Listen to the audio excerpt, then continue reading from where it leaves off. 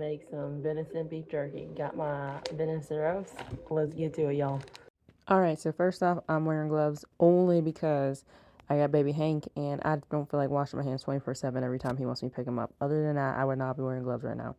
So I'm very picky with my meat, so I'm gonna trim it, you know, how I like to trim my beef, and I am going to take off some of the silver skin they left on. The butcher is sometimes notorious for leaving some of the silver skin and extra fat and stuff on, but my husband really hates how picky I am with trimming my meat. But then again, if he hits like some fat or something that could have been avoided, he'll freaking look at me like, you're cutting to trim the meat. So in a sense, he likes when I trim the meat. He just don't want to say it.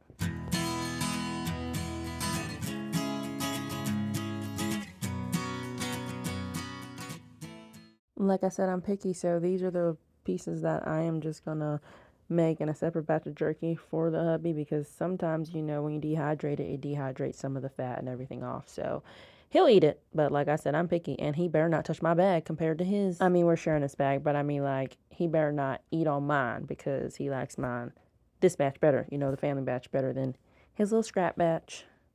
So right here, of course, we're just gonna try and trim them all kind of sort of to the same thickness. You ain't gonna always get the same thickness. You're gonna just have to check your jerky throughout the process. The thinner pieces you can take off a little bit earlier, but you want to try and get them similar. Look how beautiful that meat is.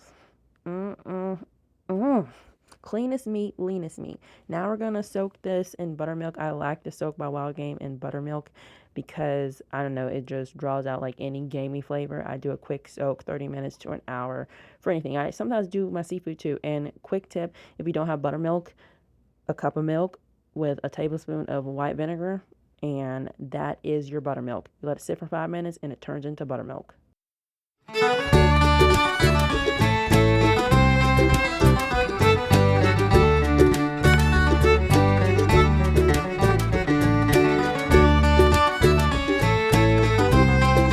I forgot to video me adding the marinade. Just pretend y'all watch me add the marinade. We're marinating. Garlic powder, onion powder, soy sauce, Worcestershire sauce, whatever it's called.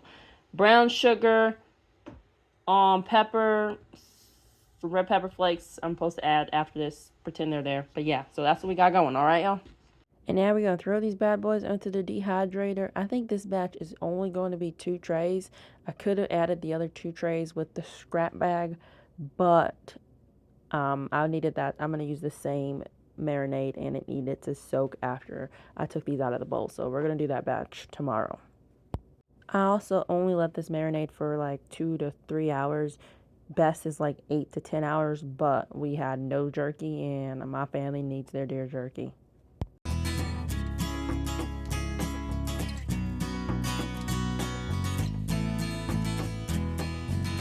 And about 8 hours later, because it was so thick, I'm going to tell y'all the ugly. I freaking forgot to set my alarm for this deer jerky to get up at 2 a.m. to take it off the dehydrator. So some pieces to me felt a little bit too dehydrated. So I'm going to do another batch already, like another big batch. Because look, you can see how some of them snap really easy. That lets you know that it's overcooked. And then there's some, like a thick piece I'm going to show y'all, that bends perfectly. And you don't want it too hard, you don't want it too dry.